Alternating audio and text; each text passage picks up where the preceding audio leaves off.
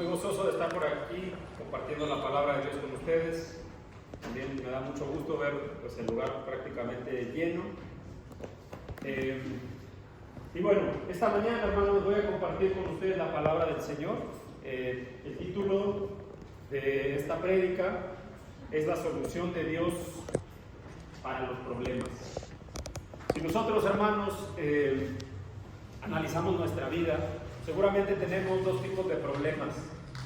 Los problemas que son pues, básicamente aquellos que no tienen una solución, por así decirlo, que dependa de nosotros, como puede ser una enfermedad, como puede ser a lo mejor alguna situación económica pues, grave, llamémoslo así, la muerte de algún familiar.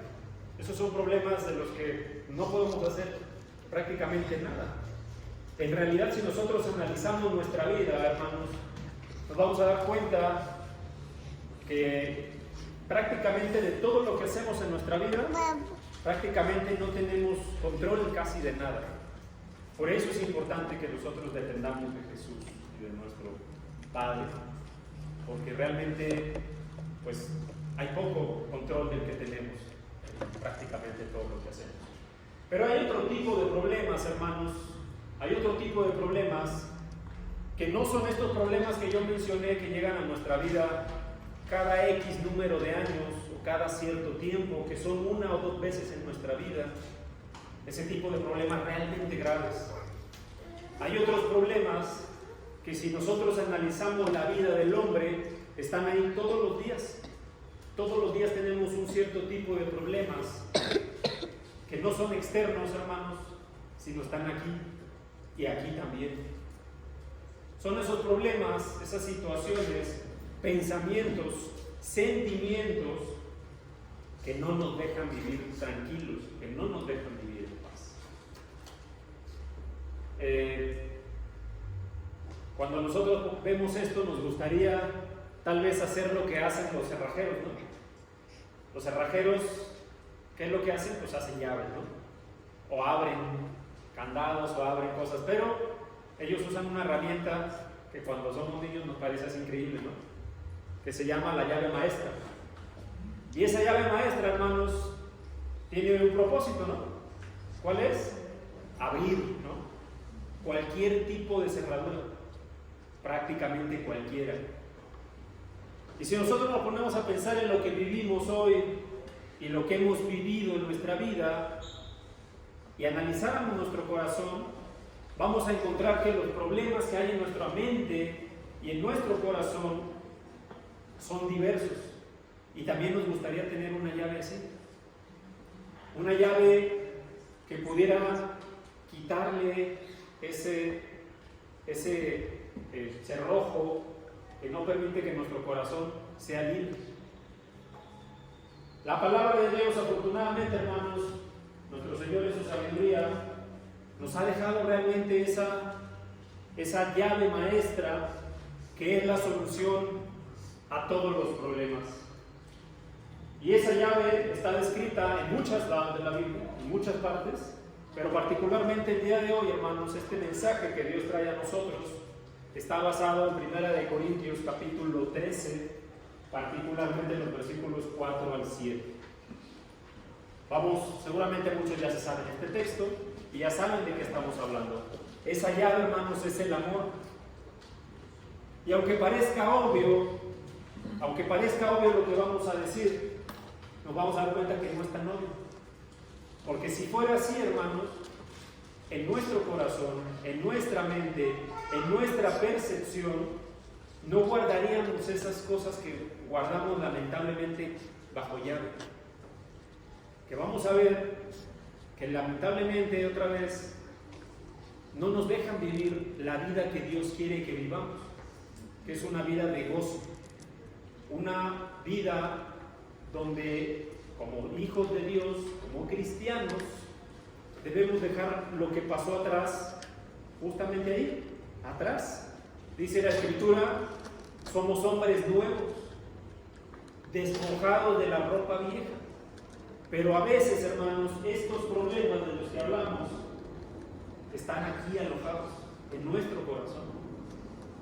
y podemos tener 20 años de edad, 30 años de edad, 40, 50, 60, 70, y esos problemas siguen ahí en el corazón.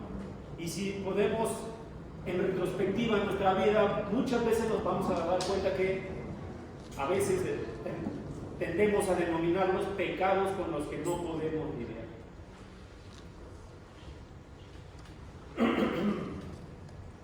Si nosotros nos ponemos a pensar eso, el apóstol Pablo en 1 Corintios, si leemos toda la carta,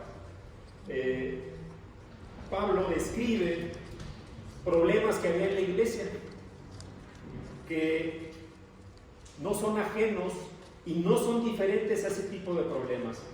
En la primera carta a Corintios, Pablo, vamos a llamarlo así, en términos generales, en una visión general, Pablo hace un llamado a la unidad en esa carta y en muchas otras. Pero la pregunta es, ¿por qué hace ese llamado a la unidad? Bueno, alguien puede decir, obviamente, pues porque hay problemas de desunión. Y esos problemas que había en la iglesia de desunión tenían una raíz, y la raíz era el corazón del hombre. El corazón de esos problemas, hermanos, que así como en la iglesia se reflejan y se reflejaban de acuerdo a esta carta en 1 Corintios, también en nuestra vida diaria, fuera inclusive del ámbito de la iglesia, también podemos llegar a tenerlos. ¿Qué cosas podemos ver ahí en esta carta en 1 Corintios? Vamos a leer inicialmente, para tener un poco de contexto, 1 Corintios capítulo 3, versículo 3, dice la palabra de Dios: porque aún sois carnales. Y esto ya de entrada, hermanos, nos debe hacer entender que el hombre, cuando todavía no es cristiano, pues es carnal.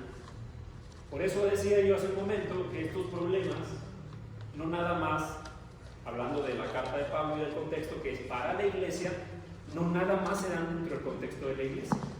Se dan de hecho mucho mayor y mucho más frecuentemente en nuestra vida fuera del ámbito de la iglesia, que no debería ser diferente, pero lo es, muchas veces. Sigue diciendo el texto: porque aún sois carnales, pues habiendo entre vosotros celos, contiendas y disensiones, ¿no sois carnales y andáis como hombre? Fíjense esta primera frase de Pablo. Dice que son carnales y dice qué tipo de carnalidades hacían dentro de la iglesia, que no es diferente a lo que el hombre hace afuera. Básicamente es lo que dice. ¿Qué cosa hace el hombre afuera? Pues dice que aquí hay una lista corta, ¿no? Celos, contiendas, disensiones. Básicamente problemas interpersonales. Si yo dijera, oigan, pues esto es para la iglesia únicamente, pues podríamos decir, bueno, pues es un problema que debe atacar la iglesia, pero la realidad es que no, hermanos. Si ustedes se ponen a pensar en su vida fuera del ámbito de la iglesia, podríamos decir entre nosotros que afuera, entre la familia, entre el trabajo, con los amigos, con los vecinos, con las personas que se nos cruzan en la calle, puede haber celos, contiendas, disensiones.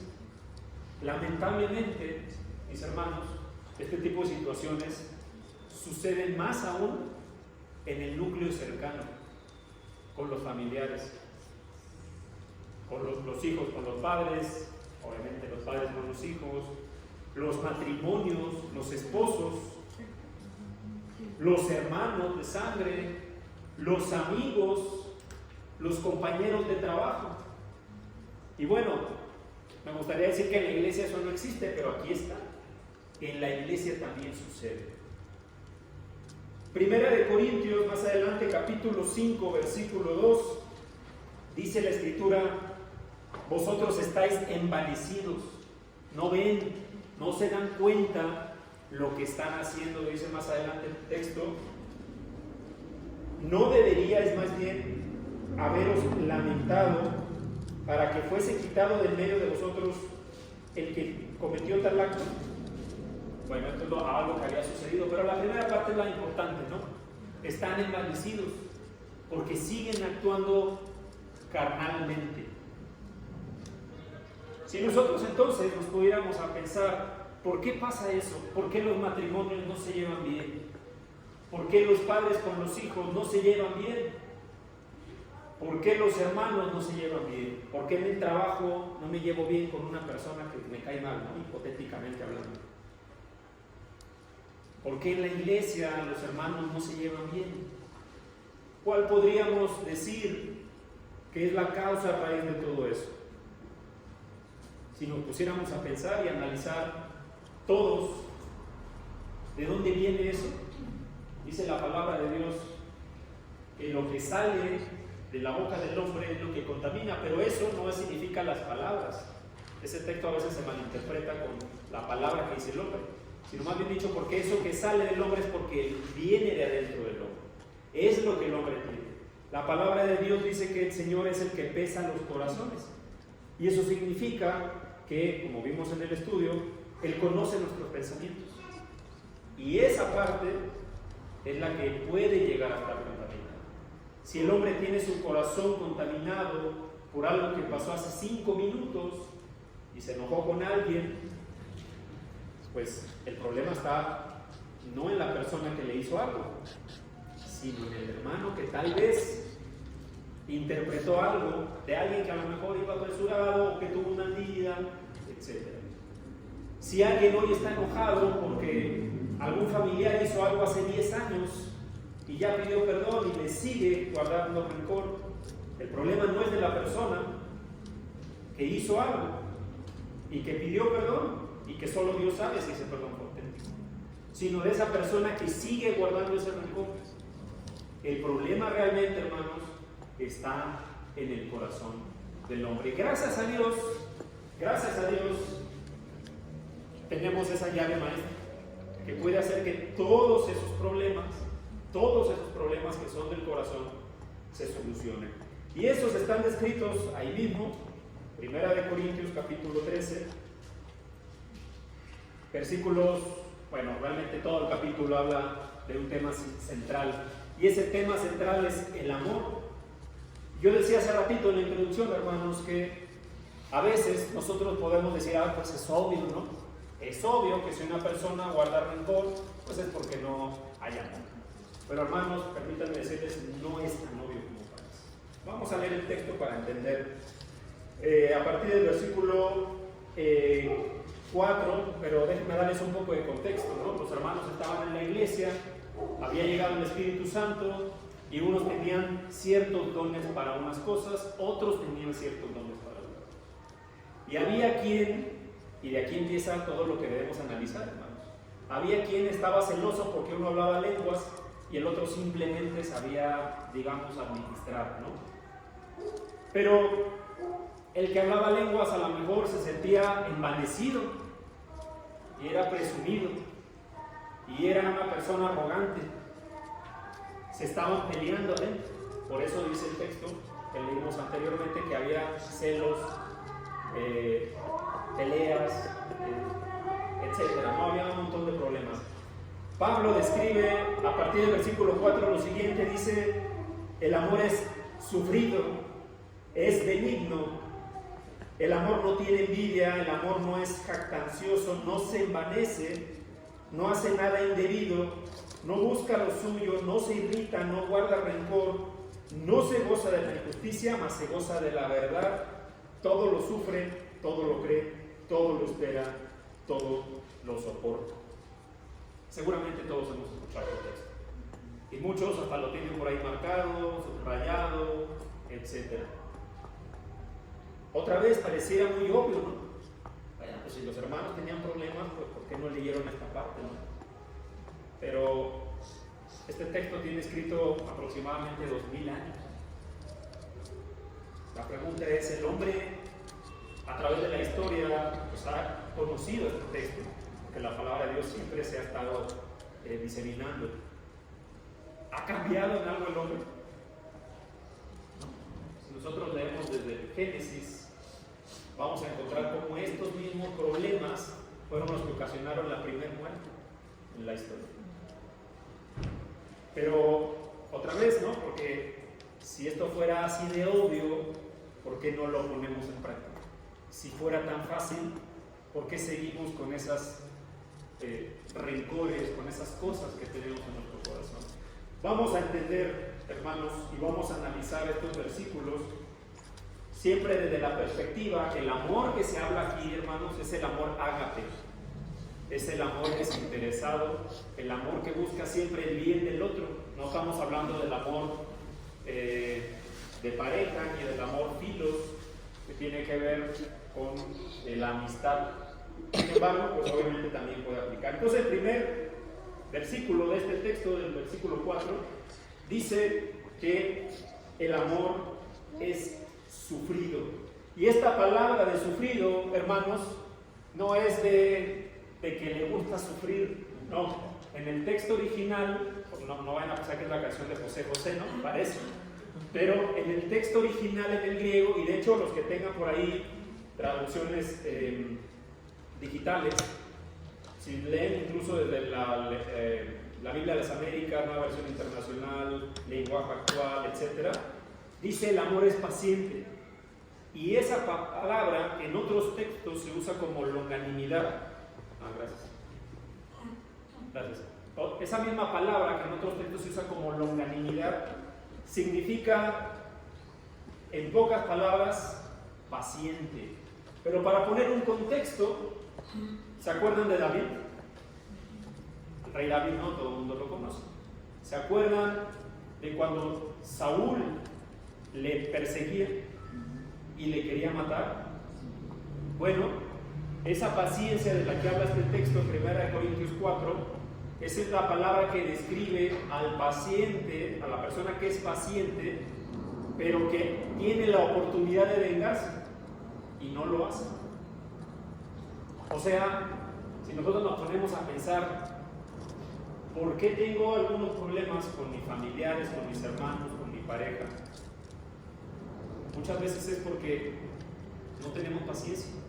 Porque a veces las personas hacen cosas que a nosotros no nos agradan tanto.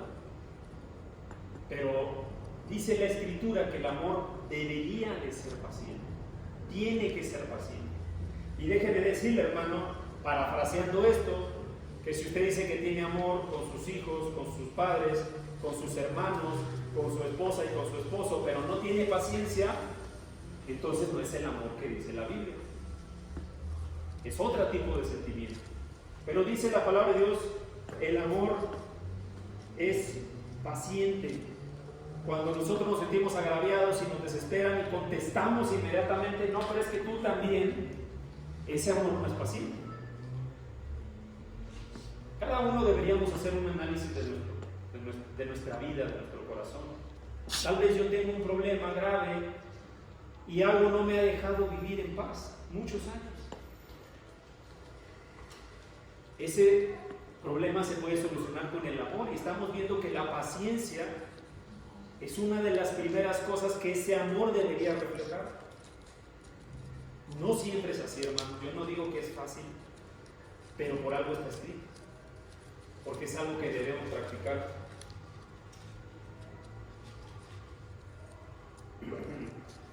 Continúa el texto diciendo, el amor es benigno. Y cuando leemos esta palabra, a veces pensamos en la palabra benigno simplemente como algo bueno, algo positivo, algo que tiene virtud. Pero este texto se debe traducir, la benignidad no es hacer cosas simplemente buenas, sino hacerlas de manera amable. Y aquí yo quiero hacerle unas preguntas. ¿Cuántas veces, hermanos, no nos hemos ganado problemas simplemente por contestar mal? ¿No? Sobre todo eso pasa de los hijos a los papás, ¿no? El papá llega y le pregunta algo al hijo y el hijo contesta de mala manera. Bueno, eso es todo lo contrario a ser benigno. La palabra benigno, otra vez, significa amabilidad. lo que se hace es hacerlo con amabilidad. Lo mismo pasa al revés. A veces los padres también puede ser al revés, ¿no? En lugar de pedirle las cosas a los hijos de una manera adecuada, a veces simplemente se puede creer que por ser padre tiene no solamente, digamos, el derecho, sino puede hacerlo cuando quiera de una mala manera. Y dice la palabra de Dios que el amor es benigno. Entonces, rebobinemos nuestra vida. ¿Cuántas relaciones de pareja, hermanos, no se han roto porque la persona es grosera? O le contestó mal una vez. Dentro de la iglesia. Yo muchísimas veces he escuchado, no, es que el hermano me contestó así, el hermano me contestó así. Le hablé y no me hizo caso. Y a veces ni siquiera nos damos cuenta. No somos conscientes de lo que hacemos, pero lastimamos a otros. Y a veces esas cosas se quedan en el corazón. Y son problemas que nos están todo el tiempo. Yo, y ustedes lo saben, ¿no? Yo he platicado mucho esto. La cultura a veces cambia, ¿no? Cuando yo llegué a trabajar a otro país, siendo mexicano, pero sobre todo del norte, la manera de hablar no es percibida de una manera amable para muchas personas. Entonces, a mí me tocó cambiar eso que para mí era natural. Y esto lo menciono, hermanos, porque muchas veces la excusa, perdón que lo diga de esta manera, pero la excusa barata que usamos a veces es que así soy yo. Y no es así, hermanos. El amor de Dios, la palabra de Dios nos transforma. Por eso dice la Escritura, despójense de eso que eran. A veces creemos que la justificación es simplemente mi personalidad y no hay nada que hacer. Y no es cierto. Si nosotros queremos demostrarle amor a nuestra pareja, a nuestra familia, a nuestro padre, a nuestro hijo, a nuestro hermano en la iglesia, tenemos que esforzarnos por ser benignos. Por eso digo, hermanos, que la solución a los problemas es el amor. Bueno, lo dice la Escritura, no yo. Porque si usted quisiera guardarse ese problema que lleva arrastrando por años con su familiar o con su pareja, lo que sea, y se acuerda de esas discusiones que llegaron a tener y la reemplaza por amor, por una contestación amable, esa es la palabra de Dios, ¿no? Que la respuesta blanda quita la ira, ¿no? Pero no lo practicamos. Sin embargo, ahí está. Yo decía hace ratito, ¿no? Ponía el ejemplo del cerrajero. ¿Tenemos una llave maestra? Sí la tenemos, hermano, pero no la usamos. Es más, muchas veces anteponemos nuestro orgullo, nuestro ego personal, de decir, no, ¿cómo voy a hacer eso? Si estas personas me están haciendo esto, ¿yo por qué voy a hacerlo? Pero póngase a analizar, hermano, cómo la palabra de Dios tiene tanta sabiduría para darnos una respuesta que es obvia, pero la palabra de Dios dice que los que no son espirituales no lo van a entender, aunque lo tengan enfrente, casi grabado con piedra, no lo van a entender. Ahora la pregunta es, nosotros que tenemos, gracias a Dios y gloria al Hijo, que tenemos el Espíritu Santo, ¿por qué seguimos sin entenderlo? Parece un poco de necedad, ¿no? Me hace recordar a los israelitas cuando fueron liberados de Egipto. Ellos querían regresar a la condición anterior, ¿no? A pesar de todo lo que Dios les había dado. A veces parecería que nosotros también queremos eso. Y a pesar de tener esa llave maestra, estamos encerrados, queremos estar ahí. Ahí está la llave, pero el orgullo a veces puede más. Por eso Pablo dice, están envanecidos, porque tienen la respuesta en sus manos. Es el amor, una palabra. ¿Cómo nos hubiera servido de ayuda, hermanos, la benignidad en ese problema que hemos tenido?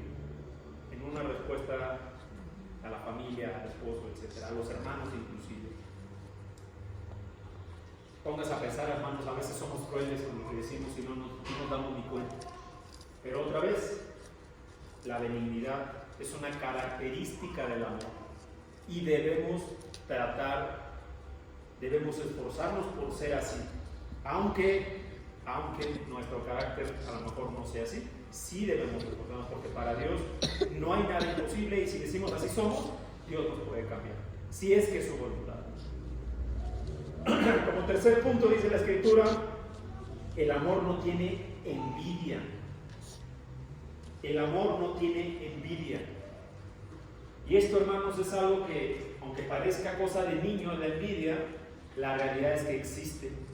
Y existe mucho dentro de las familias, dentro inclusive de los matrimonios, lamentablemente, ¿no? A veces es quién puede más, quién tiene más autoridad con los hijos.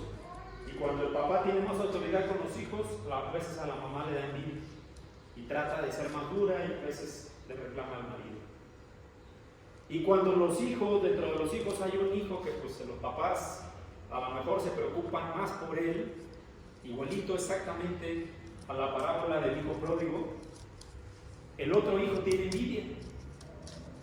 Y vamos a darnos cuenta, hermanos, que este es un problema del corazón, de la percepción del hombre, que causó la primera muerte. Fíjense cómo no es cosa de niños, porque cuando decimos envidia, siempre se menciona en un contexto normalmente de niños, pero de adultos es muy difícil mencionarle a alguien, hay envidia, pero existe, y lamentablemente tiene consecuencias muy graves. Cuando nosotros otra vez vemos en Génesis 5, en Génesis, en los primeros capítulos, vemos cómo Abel y Caín presentan a Dios su ofrenda, y sí, por simple envidia, Caín mata a su hermano. Cuando nosotros vemos, hermanos, que Saúl, por ejemplo, que ya mencioné hace ratito, ¿no? Él tenía envidia de David, sobre todo por estas canciones que daban, ¿no? Le llegaba al ego y procuró matarle.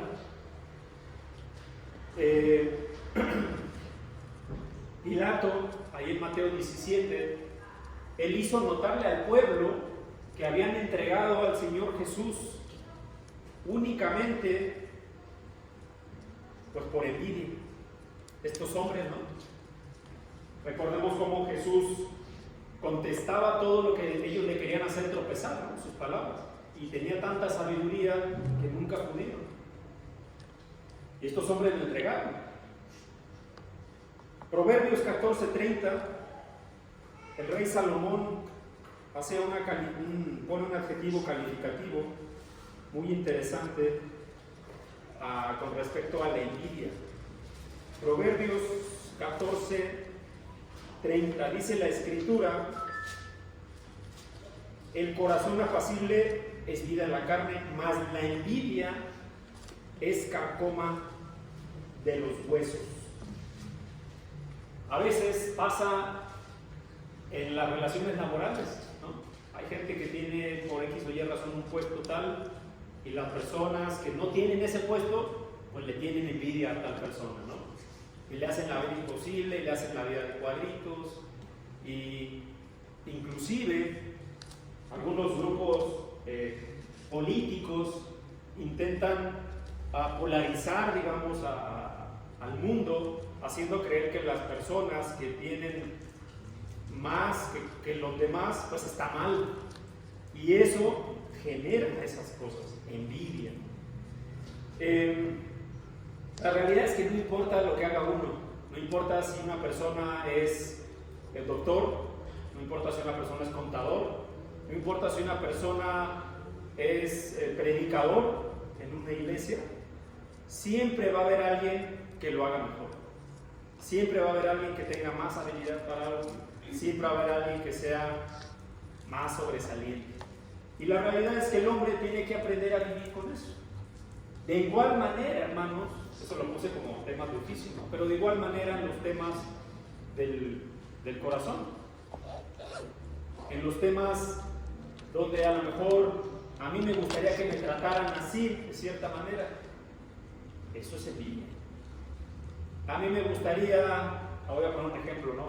Y espero que no haya problemas con esto, ¿no? Pero a mí me gustaría, voy a poner que mi esposo me trajera lo mismo que el esposo de la vecina hizo, ¿no? Y ahí le están reclamando al esposo, mira lo que hizo. A mí me gustaría tener el trabajo que tiene tal, y yo no sé por qué esa persona, si es un borracho, tiene tal cosa.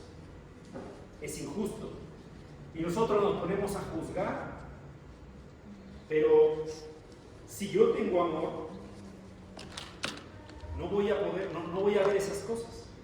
Ni siquiera van a ser importantes para mí. Porque lo más importante para el amor ágape, ¿qué es? Es el bienestar del otro. Y si a una persona le va bien en cualquier aspecto de la vida, pues qué bueno. No debe mover lo demás, ¿no? Si tengo envidia, es porque no amo lo suficiente, hermanos. Voy a repetir esto. Si yo tengo envidia de cualquier cosa, a cualquier persona, en cualquier circunstancia, es porque el amor que tengo no es suficiente. Está, dice la Escritura, envanecido. Envanecido, esa es la palabra. Sigue el versículo 4 diciendo: el amor no es jactancioso.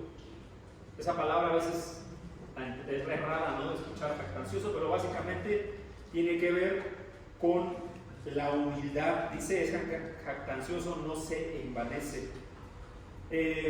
Esta palabra, hermanos, es una palabra que nos ayuda a entender que el amor es humilde. El amor no es algo que anda por ahí, por así decirlo, haciendo sentir mal a los demás. Y esto es importante, hermanos, porque hace rato veíamos acerca de la envidia, ¿no? Pero ¿qué tal al revés? Cuando alguien hace algo bueno y empieza a presumirlo a los demás. Supongamos el ejemplo otra vez del papá, ¿no? De los papás. Mamá, papá, hijos. Y los hijos por X o Y, pues siempre van a hacerle más caso al papá o a la mamá, ¿no? Se dice que los hombres le hacen más caso a la mamá, las niñas le hacen más caso al papá. Pero ¿qué tal si este papá se pone a decir, mira, mis hijos, digamos, me hacen caso a mí, a ti ni caso te hacen? Eso es ser jactancioso, o sea, se jacta de las cosas, ¿no? Y si nosotros aplicáramos esto a los problemas que hemos tenido, muchas veces, yo decía hace rato, no nos damos cuenta y somos crueles. Alguien puede decir, bueno, lamentablemente a lo mejor hasta se ha escuchado, ¿no? Yo puedo hacerlo mejor que tal persona. Y esto particularmente en donde hay organizaciones como la iglesia, que es una organización, sucede mucho. No, mira cómo hacen tal cosa, yo lo puedo hacer mejor. Debieron haberlo hecho así. Se equivocaron, hicieron esto mal. Eso es ser jactancioso. Eso es pensar que uno lo puede hacer mejor que el otro.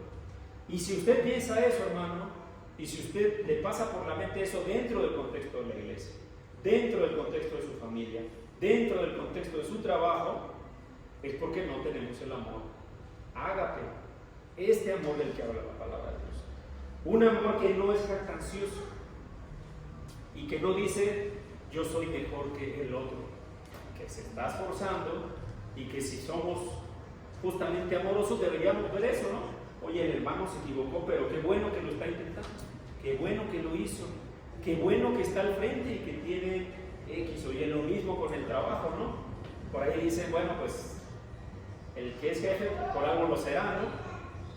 Bueno, siempre hay de todo, pero aún así el cristiano no debe tener actitudes jactanciosas en ningún momento. En Mateo 6, el Señor Jesús habló de aquellos que buscan el aplauso. Dice los versículos 2 y 5, de cierto digo que ellos ya tienen su recompensa, o sea, una recompensa carnal, que no tiene nada que ver con lo que dijo el Señor, que son cosas espirituales. En Romanos 12:3, dice la Escritura acerca de este tema. Vamos a leerlo. Romanos capítulo 12, versículo 3.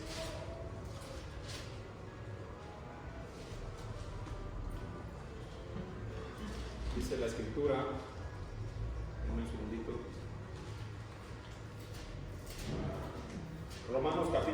12, versículo 3. Digo pues por la gracia que me es dada a cada cual que está entre vosotros, que no tenga más alto concepto de sí que el que debe tener, sino que piense de sí con cordura, conforme a la medida de fe que Dios repartió a cada uno. Ese lo está diciendo en el contexto de la iglesia, pero por supuesto que también aplica en el concepto de la familia. Yo no sé por qué mi esposo hizo esto, yo lo hubiera hecho mejor. Yo no sé por qué mis papás piensan así, yo tengo la razón.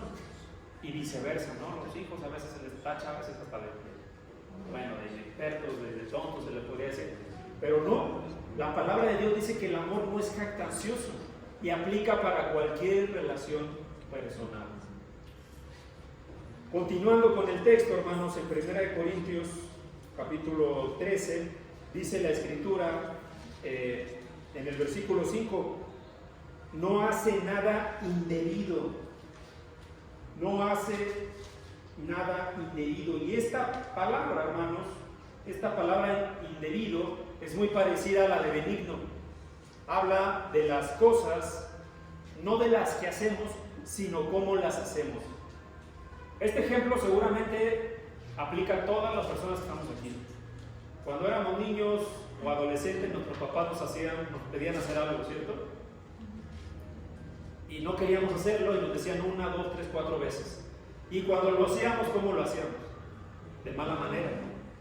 Aventábamos esto y decíamos para acá y por allá, y ya está hecho, pum, ¿no? Eso es justamente lo que se refiere a esta palabra, no hacer nada indebido, o sea, no ser descortés, no hacerlo de una manera grosera. Eso puede pasar muchas veces. Y si nosotros tenemos amor y nos ofrecemos a hacer algo, deberíamos hacerlo de buena manera, de una manera agradable. Es muy importante, hago la pregunta, ¿es importante que seamos corteses? Hace tiempo me acuerdo de alguien que preguntó de una persona que era cristiana.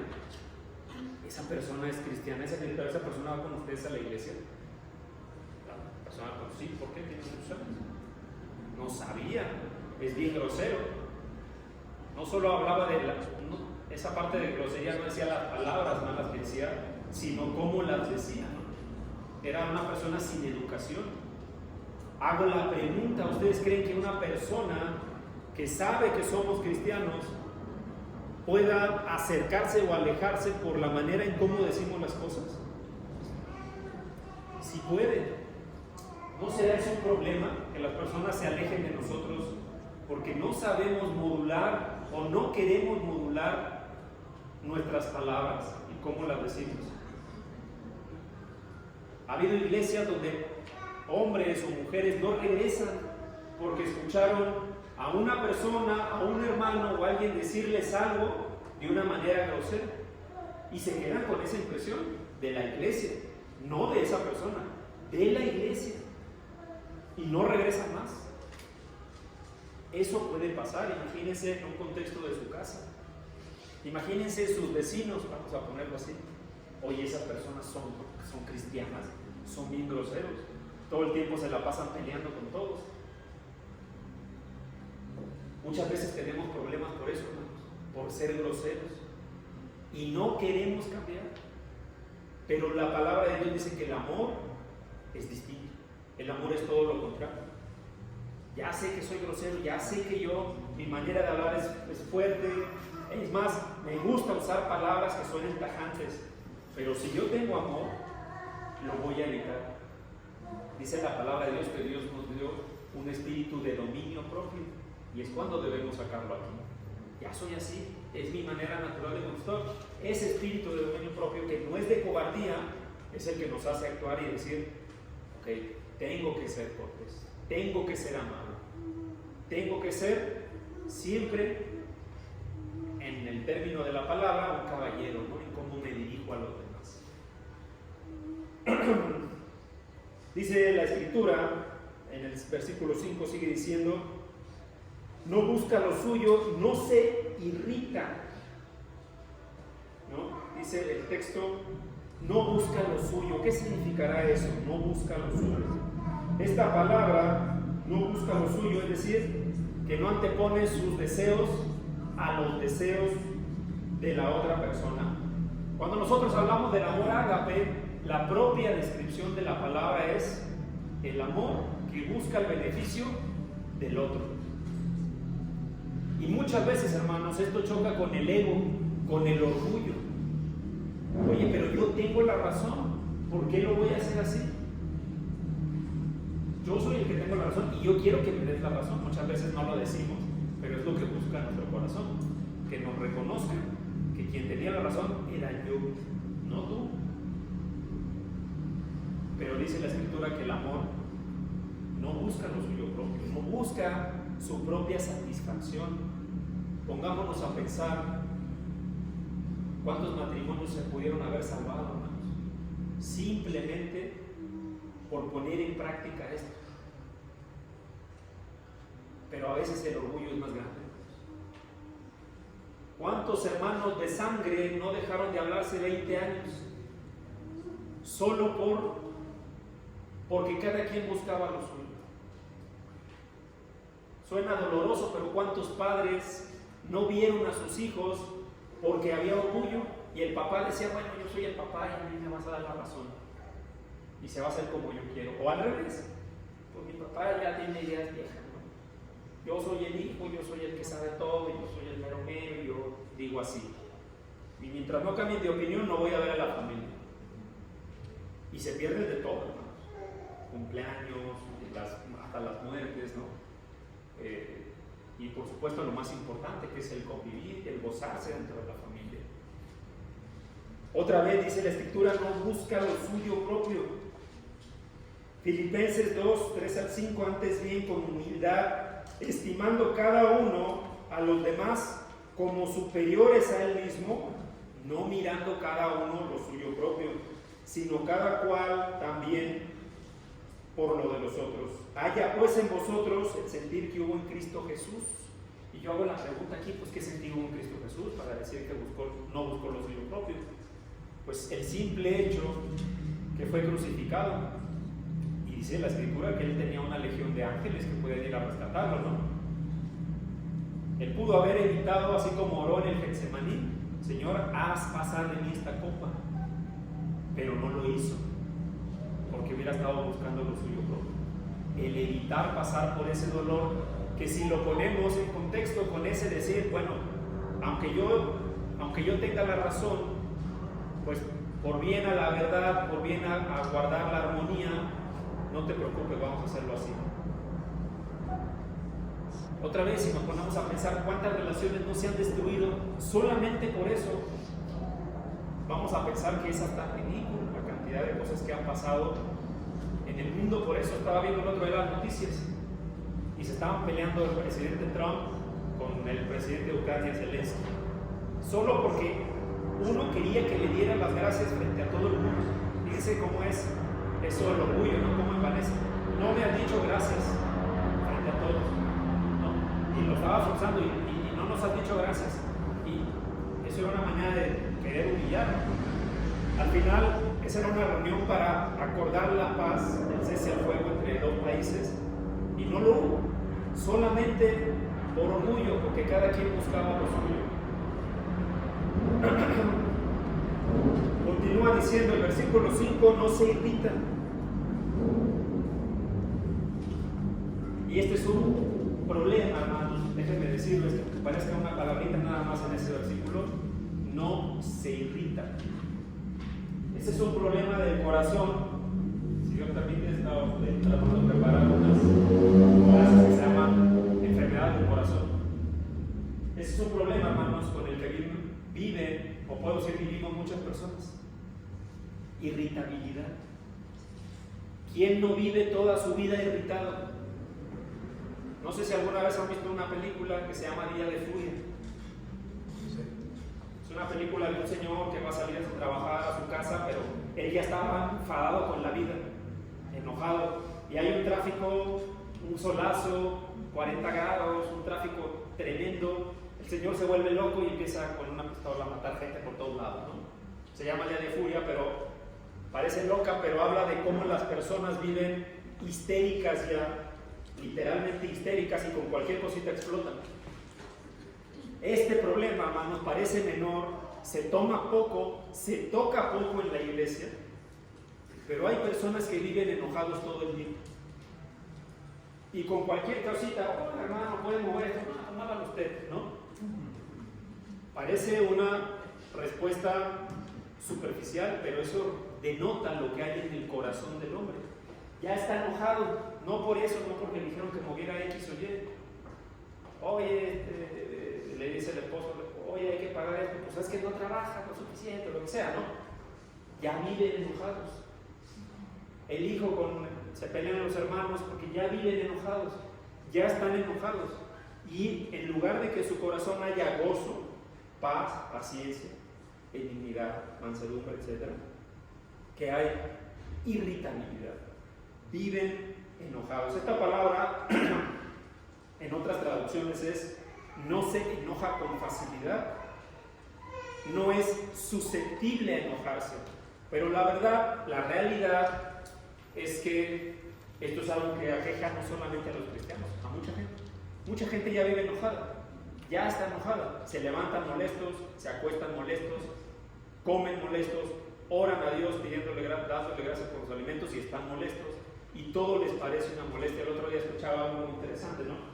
Que decían, a veces le pedimos a Dios trabajo porque no tenemos para sustentar nuestras necesidades económicas, pero tan pronto tenemos trabajo es una molestia, porque hay que ir a trabajar, ay, que la tasa temprana, qué molestia, ¿no? Hay que aguantar el tráfico, qué molestia. Llego del tráfico a mi casa y hay problemas, qué molestia. Entonces, a veces la manera es como el hombre ve la vida, no la ve desde el punto de vista del que el cristiano debería verlo, sino ve todo lo negativo. Me hicieron esto, pasó esto, yo no merezco esto, me sucedió tal cosa, cuando debería ser todo lo contrario. Gracias a Dios tengo vida, gracias a Dios tengo familia, tengo trabajo. Sí, pues a lo mejor es difícil, nadie dice que la vida es fácil, pero el cristiano debería tener una mentalidad diferente. Ahí está la llave, es el amor. Si uno tiene amor en su corazón, no va a ver lo que le hacen los demás. Si uno tiene amor en su corazón, no va a ver que el tráfico está pesado, sino gracias a Dios tengo trabajo y puedo sustentar a mi familia.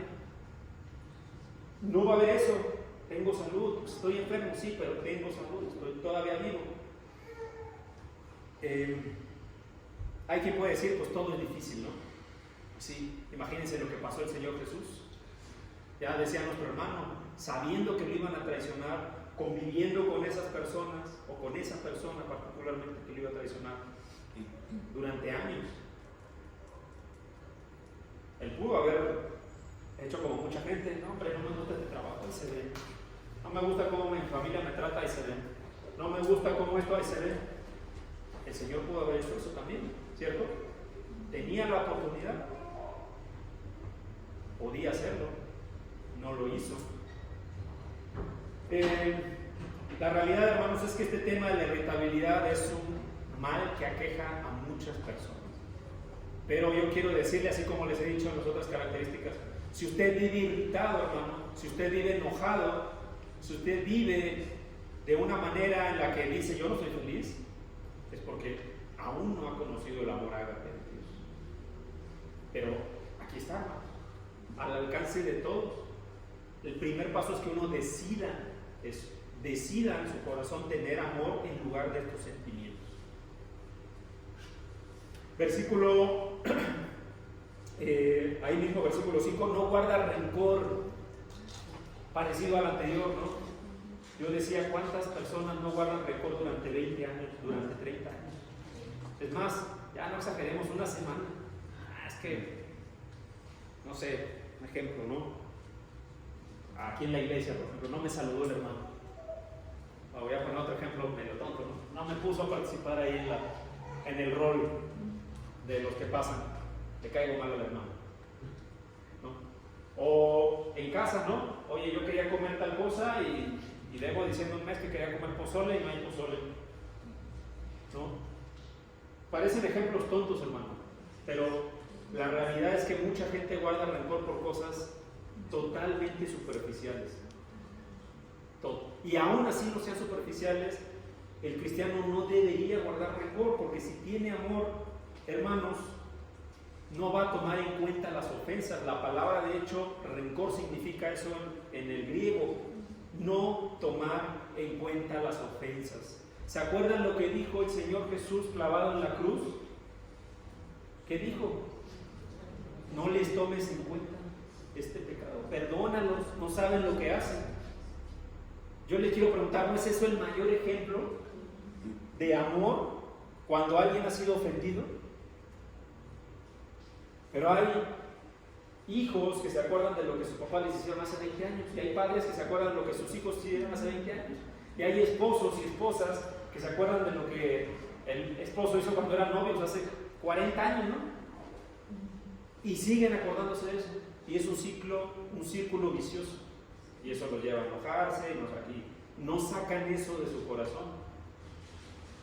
El amor de Dios, el que Dios nos enseña, que no es igual al amor del mundo, no toma en cuenta las ofensas. Otra vez, el mayor ejemplo está en el Señor Jesús y en el Padre, quien dio a su Hijo, a pesar de todo lo que ya había hecho el hombre, no a partir de ahí, sino todo lo que ya había hecho el hombre. Había ofensas al por mayor, hermanos. Nosotros leemos toda la historia bíblica. ¿Cuántas veces el hombre no fue infiel a Dios? Todas, literal, todas las veces prácticamente. Pocos hombres, contados con los dedos de las manos, fueron totalmente rectos, ¿no? Dice, para ir más rápido, versículo 6, no se goza de la injusticia, mas se goza de la verdad. Hace rato mencionamos el tema de la envidia, ¿no? Y a mí me parece increíble, y en la casa luego lo hemos platicado, ¿no? Con mi mamá particularmente y mi papá, cómo a veces pasan tragedias y se muere X persona o le da una enfermedad, y uno ve en las redes sociales los comentarios, qué bueno, se lo merecían, y un montón de likes, ¿no? Miles de likes. Ah, qué bueno que esta persona que atropelló un perrito, que no digo que está bien eso, pero toman cosas para justificar lo que les pasa a las personas, ¿no? Qué bueno que se murió, qué bueno que le dieron una golpiza, qué bueno que tal persona esto. Y muchas veces eso puede pasar. El ejemplo está a veces, podemos ver los amigos de Job, ¿no? Ah, te está pasando esto porque tú eres malo. Simplemente estás cumpliendo lo que estás haciendo. Y eso a veces puede suceder. Dice la Escritura que el amor no se goza de la injusticia, sino se goza de la verdad. La pregunta es, ¿cuál es la justicia y cuál es la verdad que buscamos? ¿La nuestra o la que viene de Dios? Recuerdo palabras que se me han quedado grabadas por muchos años, palabras de David cuando Saúl lo quiso matar, y él tuvo la oportunidad de hacerlo y simplemente rasgó su capa. Dijo, no voy a poner mis manos en el ungido de Dios. Esa es la justicia y esa es la verdad. ¿Tenía David razones para matar a Saúl? Las tenía, porque él ya lo había intentado matar un montón de veces más, lo estaba persiguiendo. Pero la justicia del hombre no es la misma que la de Dios. Y ese es un problema, que a veces no solamente nos gozamos en la injusticia, sino permitimos la injusticia. Y a veces cuando nos dicen lo que estás haciendo está mal, nos molestamos. No, ¿por qué me vas a decir eso? Es mi vida, esas son mis decisiones. Pero el amor se goza en la verdad y en la justicia.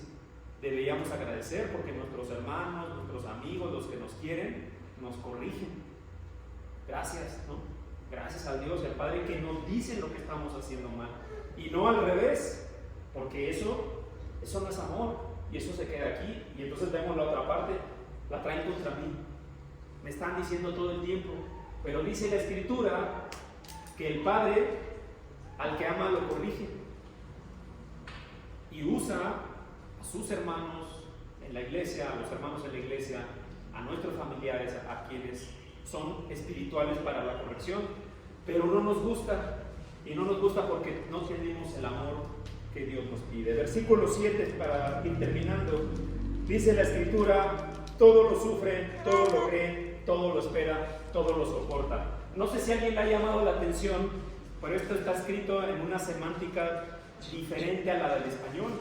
En español y en algunas versiones ustedes lo leen, dice lo sufre todo, lo aguanta todo, están las palabras al revés. Cuando estuve investigando de esto, me di cuenta que en el griego, bueno, lo leí, ¿no? En el griego no tenían tantas herramientas como nosotros tenemos para hacer énfasis de algo. Como hoy podrían ser los signos de exclamación, las comillas, las negritas, subrayar. En el griego no existía nada de eso.